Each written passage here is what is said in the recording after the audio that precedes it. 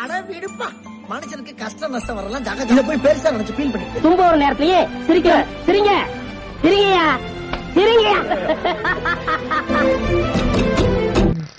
என்ன ராமலிங்கம் ஆலைய பார்க்க முடியல எப்படி இருக்கு பார்த்து என்கிட்ட வாலாட்டாதே அப்படின்னு சொன்னா அவன் நம்ம கிட்ட ஏதோ வம்புக்கு வர்றான்னு அர்த்தம்.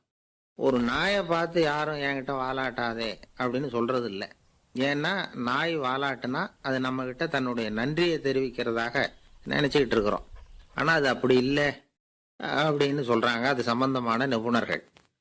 ஒரு நாய் தன்னுடைய வாலை இந்த பக்கமும் அந்த பக்கமுமா இப்படியும் அப்படியும் ஆட்டிக்கிட்டு இருந்தா அது பதட்டத்துல கூட இருக்கலாம்.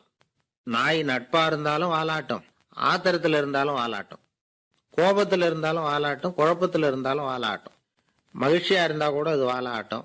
அதை நாம தப்பா புரிஞ்சுக்கிட்டு அதுகிட்ட போய் மாட்டிக்க கூடாது. நாயை பத்தி எனக்கு நல்லா தெரியும் அப்படின்னு சொல்றவங்க கூட அதுகிட்ட கடி வாங்கிட்டு நிக்கிறது உண்டு. நிபுணர்கள் என்ன சொல்றாங்க தெரியுமா? எப்பவுமே நாய்கள் திடீர்னு கடிச்சு விடுறது இல்ல, கடிக்கிறதுக்கு முன்னாடி சில அறிகுறிகளை காட்டும். அதை சரியா புரிஞ்சுக்கிட்டோம்னா தப்பிச்சுக்கலாம். ஒரு வீட்டுக்கு போறீங்க, அங்க புதுசா ஒரு நாயை பாக்குறீங்க, உடனே அதுகிட்ட போய் குனிஞ்சு சிரிச்சுக்கிட்டே அது தலையில தட்டுறீங்க. இது ரொம்ப தப்பான். ஒரு நாய் இன்னொரு நாயை நேருக்கு நேர் பார்த்து பல்ல காட்டுனா அது தன்னுடைய தன்முனைப்பை காட்டுதுன்னு அர்த்தமா. உன்னை விட நான் பெரியவன் அப்படின்னு சொல்லுதுன்னு அர்த்தம்.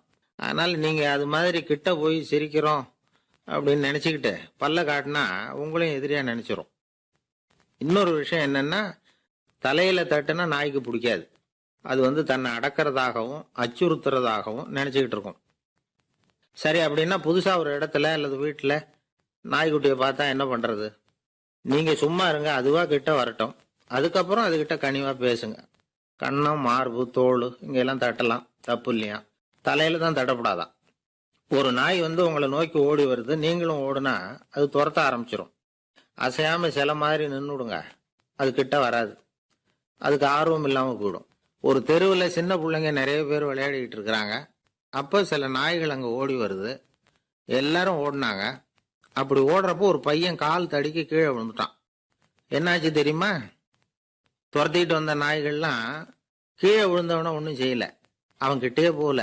ஓடிக்கிட்டு இருந்தாங்கல்ல பசங்க, அவங்கள துரத்திட்டு அவங்க பின்னாடி ஓடிச்சான். அதுதான் நாய்களுடைய சுபாவம்.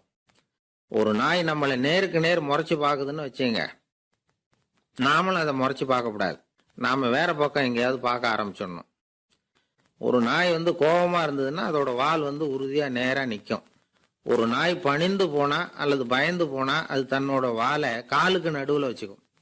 ஒரு நாய் நம்மளை பார்த்து பயந்து நிக்குதுன்னு வச்சுங்க, அதனால நமக்கு ஆபத்து இல்லைன்னு நினைச்சிடக்கூடாது. உங்களை பார்த்துட்டு ஒரு நாய் ஒடுங்குச்சுன்னா நீங்க விலகி போயிடணும் அப்படின்னு அது நினைக்குது.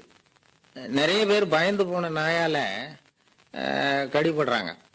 இவன் நம்மளை விட பெரிய ஆள், மாட்டிக்கிட்டோம், வேற வழி இல்லை அப்படிங்கிற நினைப்புல தான் நாய் கடிக்க ஆரம்பிக்குதான். இதே மாதிரி சங்கிலியால கட்டி போடப்பட்டிருக்கிற நாயும் ஆபத்தானதுதான். தொடர்ந்து கட்டி போட்டிருந்தா காலப்போக்கில் அது ஒரு மாதிரி ஆயிடும். நாய் குழந்தைகளை கடிக்காது அப்படின்னு சில பேர் சொல்லுவாங்க. அதுவும் ஒரு தவறான நம்பிக்கை. அதனால சின்ன குழந்தைகளை தனியா நாயோட விளையாட விடக்கூடாது. ஆக கூடி நாயை பத்தி நிறைய விஷயம் புரிஞ்சுக்க வேண்டியிருக்குது. நெகட்டிவிட்டிஸ் அது எல்லாரும் சுத்தி இருக்கும் இல்லையா? அந்த மாதிரி உங்களை சுத்தி இருக்கிற நெகட்டிவிட்டிஸை நீங்க எப்படி சார் ஹேண்டில் பண்ணிக்கிறீங்க? சிம்பிள், இக்னோர் பண்ணிட்டு உங்க வேலையை மட்டும் பார்த்துட்டு போயிட்டே இருக்கு. கத்தி கத்தி பார்த்துட்டு டயர்ட் ஆயிடுவாங்க. தேவையில்லாத விஷயத்துக்கெல்லாம் நம்ம ரியாக்ட் பண்ணிக்கிட்டு வேணாம் நண்பா. எல்லாருக்குமே நம்மள பிடிச்சி போச்சுன்னு வைங்களேன், அப்புறம் லைஃப் போர் அடிச்சிடாது. கொஞ்சம் பேருக்காவது நம்மள பிடிக்காம இருந்தாதான் லைஃப் ஒரு மாதிரி ஜாலியா இருக்கும், இன்ட்ரெஸ்டிங்கா இருக்கும்.